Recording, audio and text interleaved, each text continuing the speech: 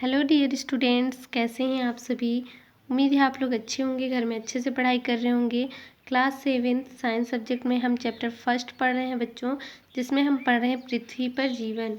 आज हमें पढ़ना है, क्या इन गुफाओं में पौधे होंगे, कारण सहित उत्तर दीजिए। तो बच्चों, हम पिछले वीडियो में एक गुफा के बारे में पढ़े हैं, जो कि बोर्नियो में बहुत ही बड़े टापुओं यानी कि द्वीपों से बना हुआ है। और ये बहुत ही गहरी गुफाएं हैं और बहुत ही विशाल है, बहुत बड़े, जिनमें करोड़ों चमगादड़ रहते हैं बच्चों, है ना। और ये शाम के समय में बाहर अपने भोजन की तलाश के लिए निकलते हैं और दिन के समय में ये गुफा के अंदर रहते हैं, क्योंकि ये अपने आप को सुरक्षित रखने के लिए गुफाओं में रहते हैं।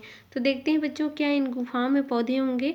तो इन गुफाओं में पौधे कैसे हो सकते हैं बच्चों, क्योंकि पौधे को जीवित रहने के लिए भोजन की आवश्यकता है, और वे भोजन स्वयं बनाते हैं। किसकी उपस्थिति में? प्रकाश की उपस्थिति में। यदि प्रकाश नहीं रहेगा तो वे स्वयं भोजन भी नहीं बना पाएंगे। प्रकाश, पानी, खनिज लवण, इन सभी की ज़रूरत होती है बच्चों, आवश्यकता होती है भोजन बनाने के लिए। और यदि भोजन नहीं बनाएंगे तो पौधे जीवित नहीं रह सकते हैं, है ना। तो यहाँ पर देखिए, चमगादड़ ऐसी गुफाओं में क्यों रहते होंगे जहाँ न सूर्य का प्रकाश पहुँचता है, न पौधे होते हैं। तो यहाँ पौधे भी नहीं होते हैं, सूर्य के प्रकाश भी नहीं होते हैं, तो इस जगह पर क्यों रहते हैं? वे ऐसा अपनी सुरक्षा के लिए करते हैं। तो बच्चों, जो चमगादड़ होते हैं, वे अपने आप को बचाने के लिए, सुरक्षा के लिए वो रहते हैं गुफाओं के अंदर। दिन के समय वे अंधेरी गुफाओं में ऐसे जंतुओं से सुरक्षित रहते हैं जिनसे उन्हें खतरा होता है। ऐसे जंतुओं से वो अपने आप को बचाने के लिए गुफाओं में रहते हैं दिन के समय में बच्चों। फिर भी जब ये शाम के समय गुफा से बाहर निकलते हैं अपने भोजन की तलाश के लिए, शाम को गुफा से बाहर निकलते हैं बच्चों, तब क्या होता है देखिए, तब बाज और उल्लू जैसे शिकारी पक्षी कुछ चमगादड़ों को पकड़कर खा ही जाते हैं, है ना। कुछ चमगादड़ जब अपने भोजन के तलाश में निकलते हैं तो जो बाज होते हैं, उल्लू होते हैं, ये अपने शिकार, जो ये क्या है, जैसे शिकारी पक्षी हैं, कुछ चमगादड़ों को ये पकड़ लेते हैं और खा जाते हैं। खाद्य श्रृंखला का अधिकांश भाग गुफा के बाहर होता है ना। जो खाद्य श्रृंखला, जो एक दूसरे पर भोजन के लिए डिपेंड होते हैं बच्चों, तो ये खाद्य श्रृंखला का जो अधिकांश भाग होता है वो गुफा के बाहर ही होता है ना। गुफा के अंदर तो खाद्य श्रृंखला सिर्फ चमगादड़ ही है एक तरह से, बाकी कोई भी चीज़ नहीं होता है। इसलिए गुफा के बाहर खाद्य श्रृंखला का अधिकांश भाग होता है, और श्रृंखला की केवल एक कड़ी गुफा के अंदर होती है। भोजन के समान ही इन चमगादड़ों को पानी भी तभी मिल पाता है जब ये रात में गुफा से बाहर निकलते हैं, है ना। इनको पानी भी नहीं मिलता है, यानी कि एक कड़ी, यानी कि खुद चमगादड़, है ना, खाद्य श्रृंखला के एक कड़ी चमगादड़ है, बाकी तो वहाँ पर कुछ भी नहीं होता है। बाकी जितने भी खाद्य श्रृंखला का अधिकांश भाग है वो गुफा के बाहर में होते हैं। इन्हें पानी के लिए भी गुफा से बाहर जाना पड़ता है बच्चों। शाम के समय जब वो निकलते हैं तो वो पानी भी पी लेते हैं। देखिए, पौधे को कौन खाते हैं? कीड़े को चमगादड़ खाते हैं, और चमगादड़ को बाज और उल्लू। ये एक तरह से क्या है? खाद्य श्रृंखला है। हमने देखा कि हमारी पृथ्वी बहुत ही विशाल है और उन पर भिन्न भिन्न प्रकार की परिस्थितियों में जीवधारी रहते हैं, है ना। क्योंकि भिन्न भिन्न प्रकार के परिस्थिति में भी जीवधारी जीवित रहते हैं बच्चों। देखें, जिस प्रकार से बर्फीली जगह होती है वहाँ भी जीव जीवित रहते हैं, जहाँ पर बर्फीली जगह नहीं है, सामान्य तापमान होते हैं, वहाँ भी जीवित रहते हैं। पर ऐसा क्यों होता है बच्चों? ऐसा इसलिए होता है क्योंकि वे जीव वो अनुकूलित हो जाते हैं, वहाँ जीने के लिए, जीवित रहने के लिए वो अनुकूल हो जाते हैं उस वातावरण में, तो जीवित रहते हैं। पर ये भी है कि सभी अनुकूलित नहीं हो पाते हैं। तो जहाँ सभी जीवधारी अनुकूलित नहीं हो पाते हैं, वहाँ जैसे बर्फीली जगह में सभी जीव जीवित नहीं रह सकते हैं। जो जीव वहाँ अनुकूलित हो चुके हैं, जीवित रह रहे हैं, वही सिर्फ रहते हैं। इसलिए संख्या में यदि देखा जाए तो कम होते हैं, वहाँ की जीवधारियों की संख्या कम होती है बर्फीली जगह की, है ना। ऊपर दिए गए कुछ उदाहरणों से हमने देखा कि प्रत्येक प्रकार के पर्यावरण में जीवधारी रहते हैं। यदि वहाँ उन्हें जीवन के लिए आवश्यक तीनों चीज़ें मिलती हों, जहाँ जीवधारी रहते हैं और प्रजनन करते हैं, उसे उनका आवास कहते हैं, है ना। तीनों चीज़ों तीनों चीज़ें यदि मिलती हैं उन्हें जीवन के लिए, है ना, जो भी उनकी आवश्यक चीज़ें होती हैं, तीनों चीज़ें मिलती हैं, है ना, तो वहाँ पर जीवधारी रहते हैं और प्रजनन करते हैं। और जहाँ वो प्रजनन करते हैं उन्हें उनका क्या कहते हैं, आवास कहते हैं। भिन्न भिन्न प्रकार के आवासों में रहने वाले जीवधारियों के शरीर की रचना इस प्रकार से ढल जाती है कि वे उन अपने आवास में बिना कठिनाई के जीवित रह सकते हैं। तो बच्चों, जब वो अनुकूलित होते हैं तो वो जिस प्रकार का वातावरण होता है ना, उसी आवास में जब वो रहने लगते हैं तो उनकी जो शरीर की रचना होती है वो उसी प्रकार से ढल जाती है। जैसे कि हम बर्फीली जगह वाला देखे हैं, है ना, ध्रुवीय प्रदेश में वहाँ के जो भालू होते हैं वे उसी कलर में, बर्फीली वाइट कलर में, है ना, सफ़ेद कलर में परिवर्तित हो जाते हैं। इसलिए वहाँ उनको वहाँ कठिनाई से, मतलब जो जीवित रहने के लिए कठिनाई नहीं होती है। इसी प्रकार से जो भी और भी जीव रहते हैं, जैसा वातावरण होता है, जैसा पर्यावरण वहाँ का होता है, वे अनुकूलित हो जाते हैं और उनकी शरीर की संरचना भी वैसे ही अनुकूलित हो जाता है ना। तो इसे क्या कहते हैं, अनुकूलन कहते हैं। उदाहरण के लिए रेगिस्तान में रहने वाले जीवधारी बहुत कम पानी से गुजारा कर सकते हैं और बहुत अधिक गर्मी कर सकते हैं। आर्कटिक प्रदेश में रहने वाले जंतुओं के शरीर पर घने बाल होते हैं। जो आर्कटिक प्रदेश होते हैं बच्चों, वहाँ के जंतुओं के शरीर पर घने बाल होते हैं, है ना, और वे बहुत अधिक सर्दी को क्या कर सकते हैं, सह सकते हैं।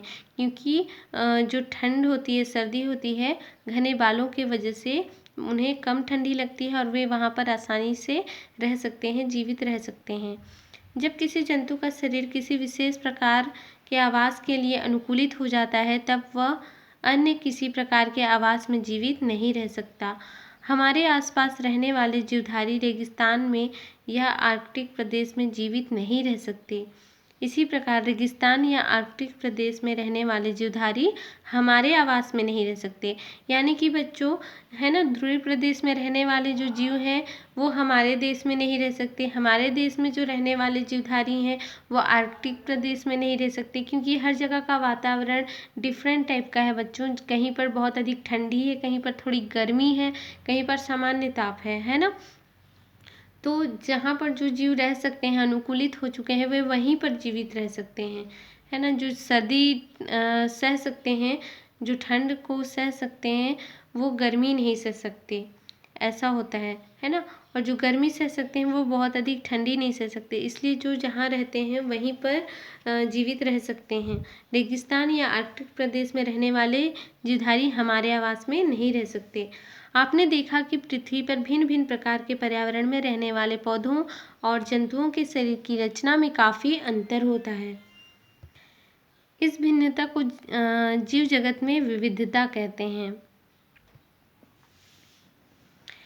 तो बच्चों, भिन्नता, विविधता आप लोग समझ चुके हैं कि जो होते हैं पर्यावरण में, जो रहने वाले पौधे और जंतुओं के शरीर की रचना में काफ़ी अंतर होता है ना, यानी कि काफ़ी अंतर पाया जाता है। तो इस भिन्नता को ही क्या कहा जाता है, जीव जगत में विविधता कहा जाता है। ठीक है, आप जानते हैं कि हमारे पर्यावरण में अनेक सजीव एवं निर्जीव घटक है।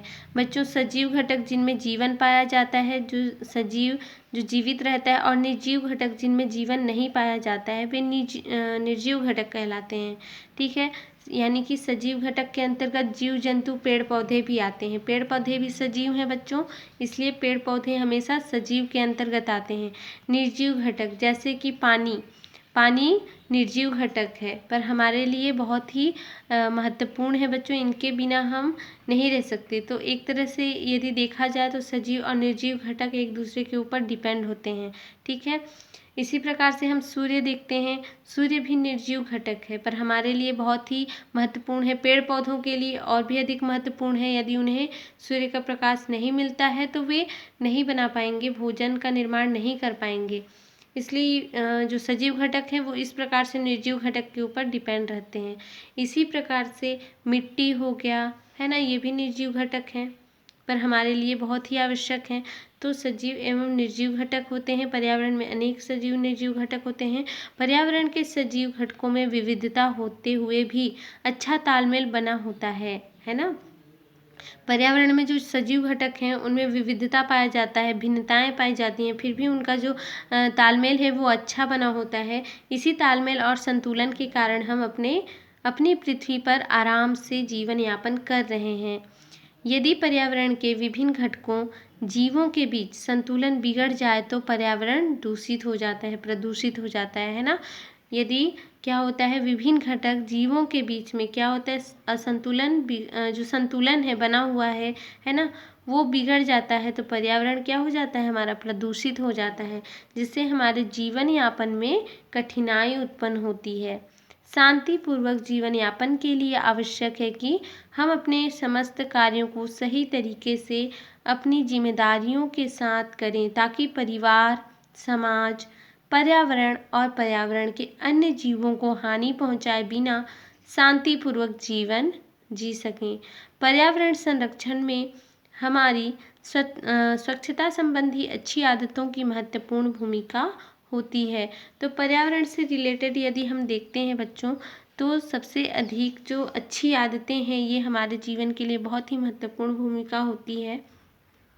तो हमेशा से अच्छी आदतों को ही अपनाना चाहिए बच्चों, है ना। सार्वजनिक स्थलों पर स्वच्छता प्रबंधन हेतु अच्छी आदतें कौन कौन सी हैं, देखिए।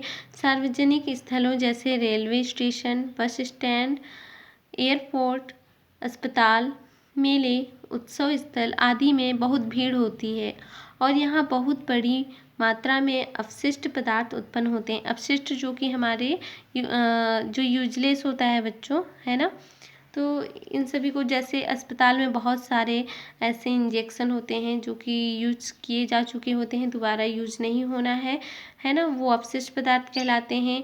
बस स्टैंड में बहुत सारे कूड़े कचरे होते हैं, रेलवे स्टेशन में होते हैं, उत्सव स्थल में होते हैं, काफ़ी सारे प्लास्टिक वगैरह होते हैं। तो इन सभी चीज़ों को हम अपशिष्ट पदार्थ कहते हैं और ये बहुत सारे अपशिष्ट पदार्थ उत्पन्न होते हैं इन जगहों पर। यदि इनका निपटान नहीं किया जाए तो महामारी फैल सकती है। जैसे अभी बहुत बड़ा महामारी फैला हुआ है बच्चों, कोरोना फैला हुआ है ना। इसी प्रकार से और भी महामारी होते हैं, ये फैल सकते हैं इन गंदगी के वजह से, इसलिए स्वच्छता का बहुत ध्यान रखना जरूरी है बच्चों। अतः हमें सरकार के द्वारा निर्धारित स्वच्छता के मानकों का कठोरता से पालन करना चाहिए। सरकार द्वारा ऐसे स्वच्छता के लिए कुछ निर्णय लिया गया है जिसको सभी पालन कर रहे हैं उन निर्णय का, उनका, है ना। कूड़ा करकट निर्धारित स्थान पर ही फेंकना चाहिए। शौचालयों का उपयोग कर उचित मात्रा में पानी डालना चाहिए। नलों के आसपास स्वच्छता रखनी चाहिए। ठीक है बच्चों, आप लोग ये बात को स्वच्छता के संबंध में है तो आप लोग बिल्कुल इसको अच्छे से ध्यान में रख के बिल्कुल ऐसे ही आप करने को कहिए कि पानी वाला जो जगह होता है ना, हैंडपम्प वाले जो जगह होते हैं वहाँ पर अक्सर पानी इकट्ठा होता है, तो वहाँ पर ध्यान देना है कि वो पानी इकट्ठा ना हो। यदि इकट्ठा हो रहा है, यदि हो चुका है, तो वहाँ पर भी आप लोग जो केरोसिन होता है, मिट्टी का तेल, वो डाल दें ताकि वहाँ पर मच्छर उत्पन्न ना हो। ठीक है, इस प्रकार से जो स्थल होते हैं का बस स्टैंड, रेलवे स्टेशन, यहाँ जो गंदगी फैलाते हैं उसको ना फैला करके क्या करना है, कूड़ा करकट वाला जो डस्टबिन होता है उसमें ही डालें। ठीक है, अपने पर्यावरण को स्वच्छ और स्वस्थ रखने के लिए हम सभी का अपना उत्तरदायित्व समझना चाहिए तथा अपने जीने के तौर तरीके में स्वच्छता संबंधी आदतों को अपनाना चाहिए। ठीक है, अब हम देखते हैं, हमने सीखा जीवधारियों के जीवित रहने के लिए भोजन, जल तथा वायु की आवश्यकता होती है। जीवधारी भिन्न भिन्न प्रकार के पर्यावरण में रहते हैं। जहाँ जीवन के लिए आवश्यक चीज़ें सरलता से प्राप्त होती है वहाँ जीवधारी अधिक संख्या में पाए जाते हैं। रेगिस्तान तथा ध्रुवीय क्षेत्र क्रमशः अधिक गर्म तथा ठंडे होते हैं, अतः इन स्थानों पर जीवधारी बहुत कम संख्या में रहते हैं। जीवधारी आपस में खाद्य श्रृंखलाओं के द्वारा जुड़े रहते हैं। खाद्य श्रृंखला की शुरुआत हमेशा पौधों से होती है। रेगिस्तान की खाद्य श्रृंखला पौधे, रेगिस्तानी कीड़े, छिपकलियां और चूहे, और इनको कौन खाता है, बाज और उल्लू। ध्रुवीय प्रदेश के खाद्य श्रृंखला देखिए काई तथा छोटे पौधे, है ना। जब गर्मी होती है तो बर्फ़ पिघल जाते हैं, तो वहाँ पर काई और छोटे पौधे उगाते हैं, तो उन्हें छोटे जंतु खाते हैं, छोटे जंतु को बड़े जंतु और छोटी मछलियाँ, और इन्हें बड़ी मछलियाँ और बड़ी मछलियों को सील, और सील के बाद ध्रुवीय भालू। यानी कि ये यहाँ पर क्या होता है बच्चों कि समुद्र से स्थल में जाकर, समुद्र से स्टार्ट होता है और स्थल में जाकर ख़त्म होता है। क्या? खाद्य श्रृंखला। अन्य खाद्य श्रृंखला देखिए पौधे से शुरू होता है, कीड़े, चमगादड़, बाजुल्लू, इस प्रकार से खाद्य श्रृंखला बना हुआ है। पृथ्वी पर भिन्न भिन्न परिस्थितियों में जीवधारी रहते हैं। जहाँ जीवधारी रहते हैं और प्रजनन करते हैं उन्हें उनका आवास कहते हैं। भिन्न भिन्न प्रकार के आवासों में रहने वाले जीवधारियों का शरीर इस प्रकार ढल जाता है कि वे अपने आवास में बिना कठिनाई के जीवित रह सकते हैं। इन्हें क्या कहते हैं? इसे अनुकूलन कहते हैं। तो बच्चों यहाँ पर आप लोगों का होमवर्क है, रिक्त स्थानों की पूर्ति कीजिए। तो आपको बताना है, इन रिक्त स्थानों का पूर्ति करना है, ये आप लोगों का होमवर्क है बच्चों। ठीक है बच्चों, बाय बाय, टेक केयर।